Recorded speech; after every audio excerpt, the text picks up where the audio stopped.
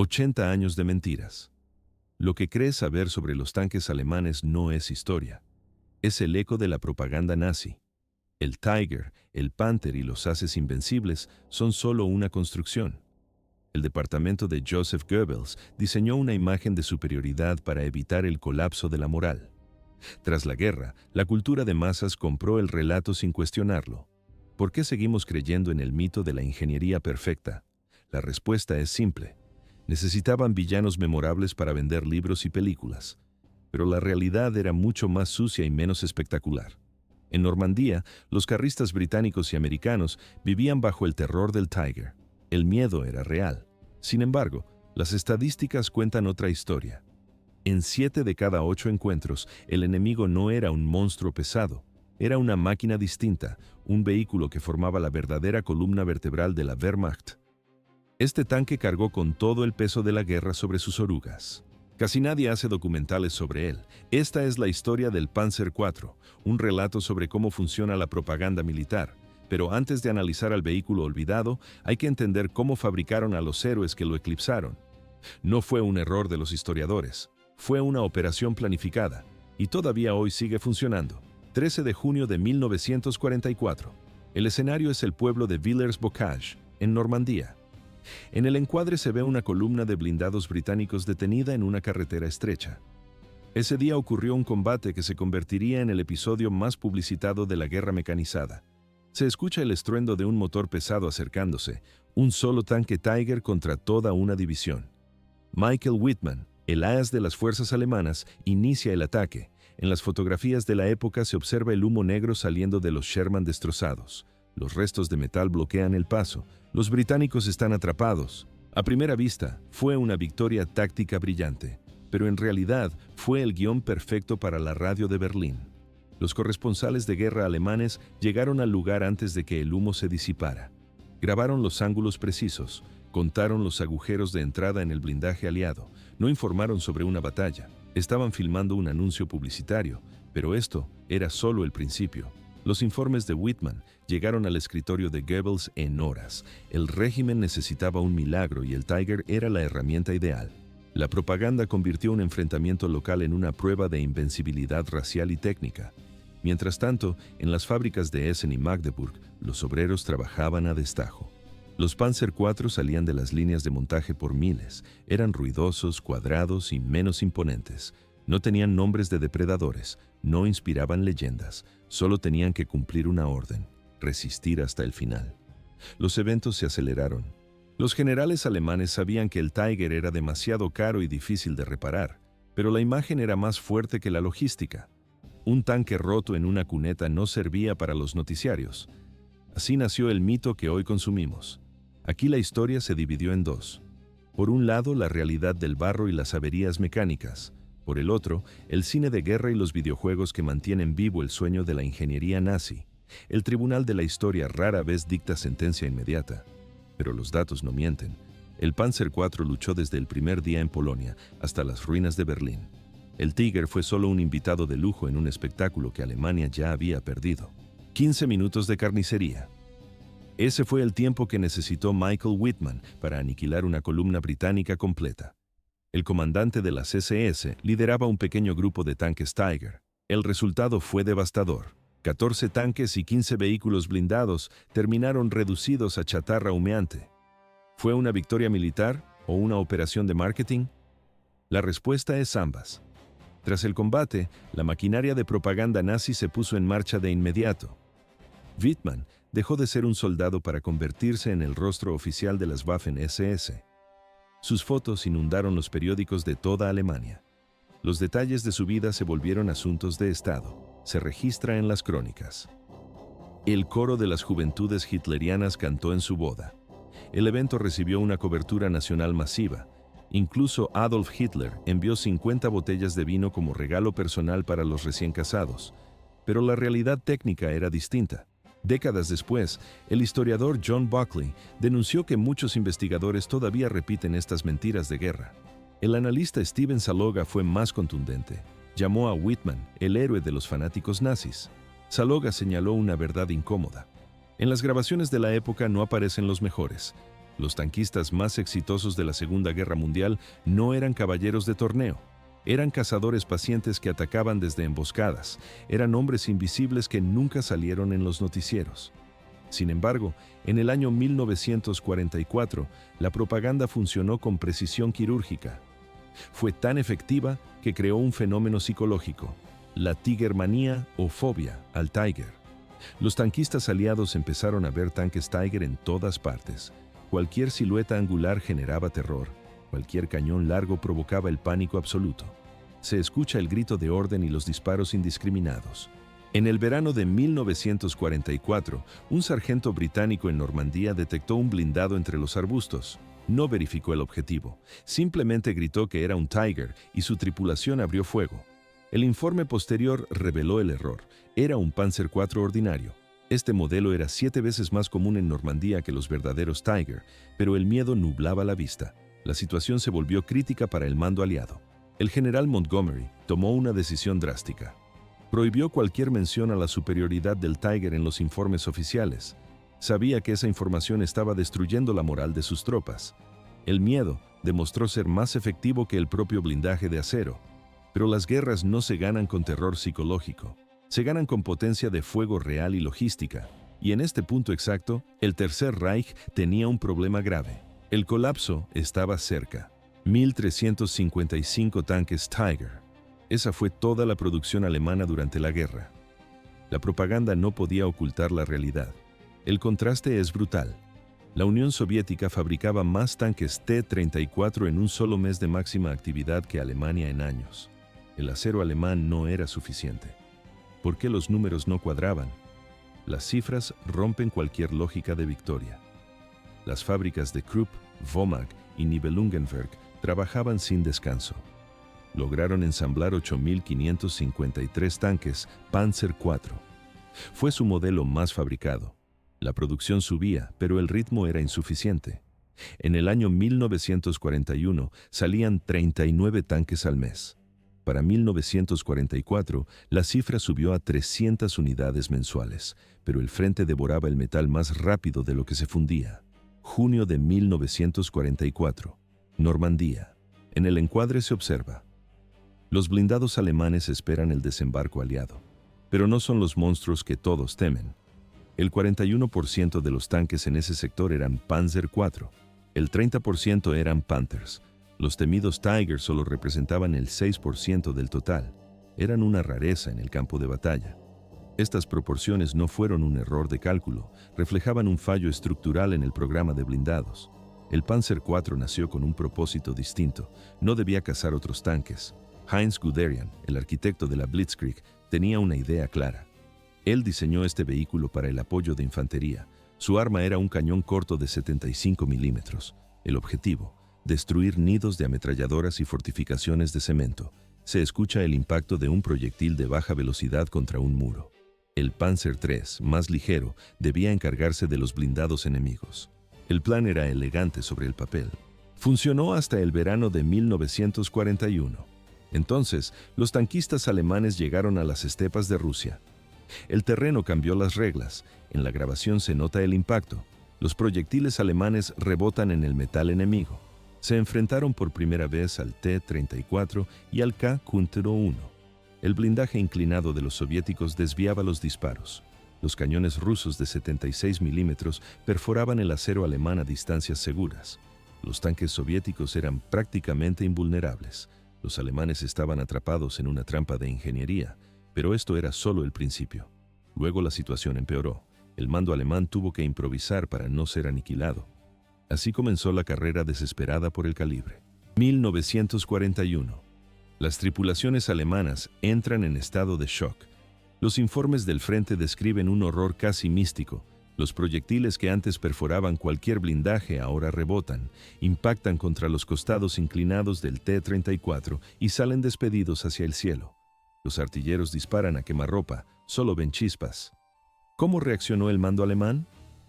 El general Guderian escribió la respuesta. Los oficiales exigieron copiar el tanque soviético de inmediato. Querían fabricarlo en Alemania. Pero el alto mando rechazó la idea. Influyó el orgullo y la falta de materiales técnicos, pero la crisis era real. El tiempo se agotaba. Diseñar un tanque nuevo tardaría años. Krupp recibió una orden urgente: modernizar la plataforma existente. En la primavera de 1942 apareció el cañón largo de 75 milímetros. El tanque de apoyo se convirtió en un cazatanques. No por diseño, sino por necesidad. No había otra opción. A primera vista, un parche técnico, pero en realidad, la salvación del frente. El Panzer IV funcionó, no por ser una obra de ingeniería superior, sino por su logística. Era fácil de fabricar, era fácil de reparar, se mantenía operativo en el barro y el hielo. La aritmética de la guerra es cruel. Fabricar un Panzer IV costaba 9.000 horas de trabajo. Un tanque Tigre exigía más de 50.000 horas. Cuando la guerra es de desgaste, la cantidad importa más que el grosor del acero. El Tigre era un producto de lujo para desfiles. El Panzer IV era la herramienta del obrero. En las grabaciones de la época se ve: las columnas de Panzer IV no terminan nunca. Fue el único tanque alemán que luchó desde el primer disparo hasta el último. Estuvo en todos los frentes. Septiembre de 1939. El tanque cruza la frontera de Polonia. Mayo de 1940. Rompe las defensas en las Ardenas. Formaba parte de la 7ª División Panzer de Rommel. La llamaban la División Fantasma. En el mapa se observa el caos. Ni el cuartel alemán ni el francés sabían dónde estaban. Rommel lideraba desde la vanguardia. Sus Panzer IV con cañones cortos destrozaban los nidos de ametralladoras. Los tanques ligeros solo limpiaban los flancos. Luego los eventos se aceleraron. Los mismos vehículos lucharon en la arena del norte de África, desembarcaron en Italia, resistieron en Normandía, retrocedieron combatiendo hasta los escombros de Berlín. En el encuadre final de la guerra solo queda este modelo. Ningún otro tanque alemán tuvo esa trayectoria. Fue el único que sobrevivió a su propia obsolescencia. Así terminó su registro de combate. Año 1943. Los tanques Tiger y Panther llegaron tarde al frente. Modelos antiguos como el Panzer III quedaron obsoletos y salieron de las líneas de montaje. El Panzer IV se convirtió en la única opción. Pero no era el mismo tanque del inicio de la guerra. Sufrió cambios constantes. Pasó por 12 modificaciones distintas, desde la versión A hasta la J. ¿Podía un diseño viejo seguir luchando? Los ingenieros lo intentaron todo. Reforzaron el blindaje con placas de acero, instalaron cañones cada vez más largos y potentes, añadieron pantallas laterales contra proyectiles de carga hueca. En el video se aprecia el cambio. El tanque se vuelve más pesado, más tosco, más letal. Pero al final de la guerra el proceso se invirtió. La prioridad era la velocidad de producción. Simplificaron el diseño al máximo, eliminaron el motor eléctrico de la torreta, redujeron el número de visores para el conductor y el artillero. No era un tanque de leyenda. Era una herramienta de trabajo remendada una y otra vez para sobrevivir al caos del frente. Pero esto era solo el principio.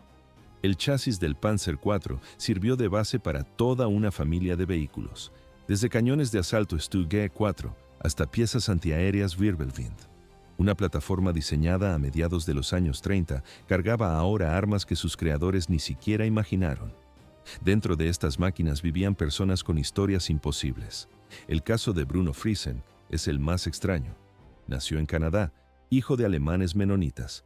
En 1939 se mudó a Alemania con 14 años. Para 1944 ya era artillero de un Panzer IV en el frente oriental.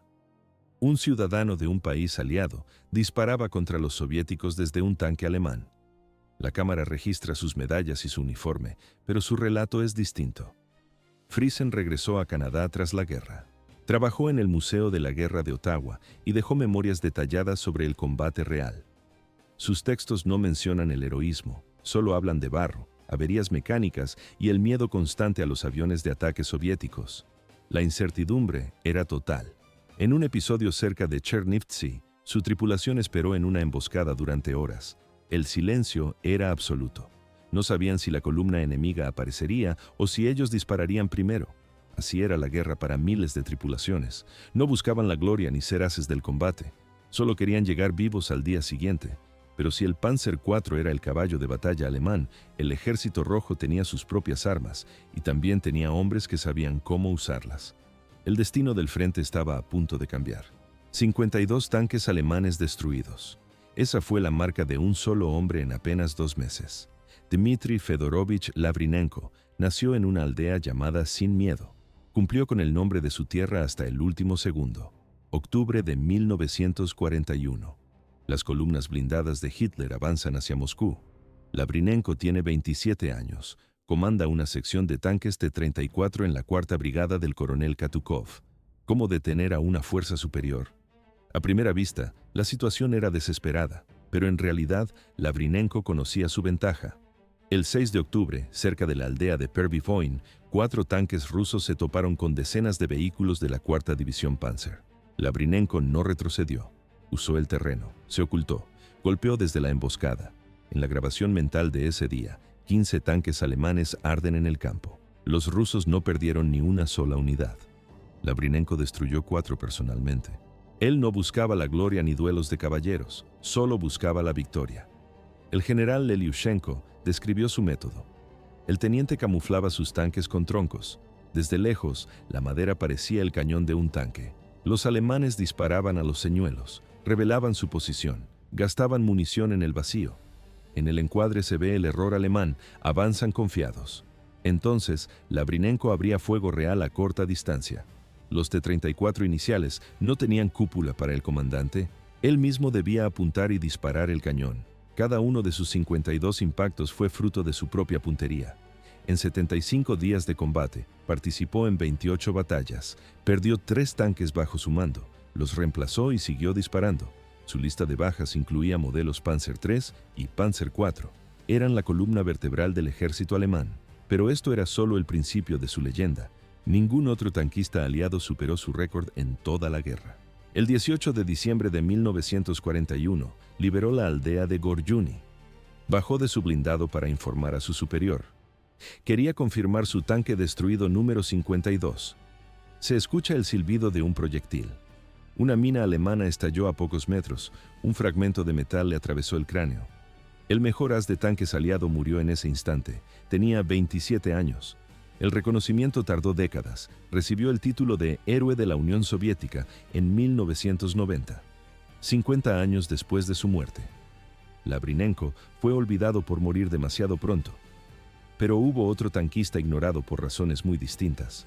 Sobrevivió casi hasta el final de la guerra. Destruyó más tanques que nadie en la historia. Aún así, nunca recibió la máxima condecoración de su país. 168 tanques destruidos. Esa es la cifra oficial. Superó a todos los ases de la guerra, pero su nombre fue borrado de los libros. ¿Por qué el mejor tanquista de la historia fue ignorado? La respuesta es simple: no era el héroe que el Reich quería mostrar. Kurt Knispel empezó su guerra en junio de 1941. Era un simple artillero de un Panzer IV en la 12ª División de Tanques. Su unidad avanzaba con el Grupo de Ejércitos Centro. Participó en los cercos de Minsk y Smolensk. Sufrió el frío de Leningrado y el barro en la ofensiva hacia Moscú. En enero de 1942 ya acumulaba 12 victorias confirmadas. Sus superiores notaron algo extraño. Knispel tenía un don natural. Podía calcular distancias a ojo con una precisión quirúrgica. En el visor de su tanque, el enemigo no tenía escapatoria. Logró un récord que parecía una fantasía técnica. Destruyó un T-34 soviético a 3.000 metros de distancia. Para cualquier otro artillero, ese disparo era un desperdicio de munición. Para Knispel, fue un impacto directo. En 1943 cambió su Panzer IV por un Tiger. El poder de fuego aumentó y su cuenta personal se disparó. Durante la batalla de Kursk, eliminó 27 tanques soviéticos en solo 12 días. El metal ardía por donde él pasaba. Al final del conflicto, su marcador llegó a 168 victorias. Fue el máximo anotador de la Segunda Guerra Mundial. Superó incluso al famoso Michael Wittmann. Fue el único suboficial mencionado en los informes oficiales de la Wehrmacht. A primera vista, era el soldado perfecto, pero en realidad era la pesadilla de sus generales. Lo nominaron 4 veces para la Cruz de Caballero. Las 4 veces fue rechazada. Knispel no encajaba en la estética aria de Joseph Goebbels. Llevaba el pelo largo y barba, rompiendo todo reglamento militar. Tenía un tatuaje en el cuello. No saludaba con el brazo en alto y despreciaba la disciplina ciega. En la grabación de la época se vería un soldado con aspecto de rebelde en medio de un ejército de acero. Su carácter casi le cuesta la vida fuera del frente. En una estación de tren cerca de Cracovia, presenció un abuso. Un oficial de las Einsatzgruppen golpeaba a prisioneros de guerra soviéticos.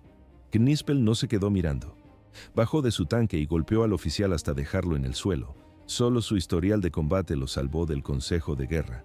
Su actitud era inusual. No buscaba medallas. Si un derribo era dudoso, cedía el crédito a sus compañeros de tripulación. Por eso, Goebbels lo borró de la historia. El ministro de propaganda necesitaba fanáticos, no hombres con principios. El nombre de Knispel nunca apareció en los diarios oficiales del régimen, pero el final estaba cerca. Los eventos se aceleraron el 28 de abril de 1945. Faltaban solo 10 días para que la guerra terminara. El Tiger II de Knispel entró en combate cerca del pueblo checo de Bostiz. Un impacto enemigo perforó el blindaje, una esquirla de metralla le atravesó el cráneo. En el encuadre, el humo negro de un tanque quemado. Murió sin recuperar el conocimiento en un hospital de campaña. Tenía 23 años. Su cuerpo terminó en una fosa común, sin nombre ni honores. Durante décadas, su tumba fue solo tierra y olvido. Fue en el año 2013 cuando todo cambió. Un grupo de investigadores checos localizó sus restos. Lo identificaron gracias a su placa de metal. Knispel, Lavrinenko, Friesen, nombres que la propaganda de ambos bandos decidió ocultar. Ellos fueron los que cargaron el peso real de la guerra sobre sus hombros. Así terminó la historia de las que el Reich quiso olvidar. Julio de 1943. Cerca de la ciudad de Kursk. En este punto se produce el enfrentamiento de blindados más grande de la historia humana. Alemania lanza al combate 2.500 máquinas entre tanques y cañones de asalto. La cifra representa casi el 70% de todos sus vehículos en el frente oriental. Pero hay un detalle clave. De esa masa de acero, solo 146 eran Tiger. Otros 200 eran Panther. En estos dos modelos el mando alemán había depositado toda su confianza. ¿Fue la Operación Ciudadela el triunfo esperado? Se suponía que sería el escenario para lucir el nuevo armamento del Reich. Los Panther estaban reservados exclusivamente para este golpe definitivo. Pero la realidad fue un desastre técnico. Las máquinas se averiaban durante la marcha, los motores se incendiaban sin recibir un solo disparo enemigo. El barro atrapaba los tanques debido a una transmisión mal diseñada. Al terminar la primera semana, la mayoría de los Panther estaban en talleres o quemándose en tierra de nadie. Nuevamente, la carga recayó sobre los de siempre. Las tripulaciones del Panzer IV tuvieron que salvar la situación. Esta tendencia no cambió hasta el último día del conflicto. Los Tiger ganaban las batallas que salían en los noticiarios de la época. Mientras tanto, el Panzer IV sostenía el frente entero. El vehículo trabajaba en la sombra de su propia propaganda nacional. Unos pocos miles de tanques pesados se convirtieron en leyendas. Por el contrario, 8.553 unidades del Panzer IV pasaron a ser simples estadísticas. El olvido continúa en la actualidad. En cualquier lista sobre los mejores tanques de la Segunda Guerra Mundial, el Panzer IV pierde contra el Tiger o el Panther. Se ignora que fue la columna vertebral de las divisiones blindadas desde el primer día hasta el último. Todavía observamos aquel conflicto a través del filtro de Goebbels. Es una visión distorsionada por el marketing de guerra, pero aquí reside la lección fundamental. Las guerras no se ganan con armas milagrosas ni con héroes de cartel. Las ganan quienes cumplen su tarea jornada tras jornada. Soldados como Knispel y Lovernenko son el ejemplo perfecto. Nunca se conocieron, pero combatieron bajo la misma lógica, sin buscar reconocimiento y sin exhibiciones innecesarias. Operaban con el cálculo frío de los profesionales. Sabían que un soldado inteligente evita siempre un combate justo. Ambos murieron antes de cumplir los 30 años. El aparato de propaganda de sus países los borró rápido. Uno no encajaba en la imagen ideal del régimen. El otro murió demasiado pronto para ser útil a la narrativa oficial. En la pantalla se ven las fotos de los grandes haces de los Tiger, pero la guerra real la hizo el Panzer IV. Miles de tripulaciones anónimas lucharon en el barro sin cámaras que grabaran sus hazañas. La historia recuerda los nombres famosos y las máquinas pesadas. La realidad es que el esfuerzo recayó sobre los hombros de quienes no esperaban gloria ni recompensas. Así se decidió el destino de Europa.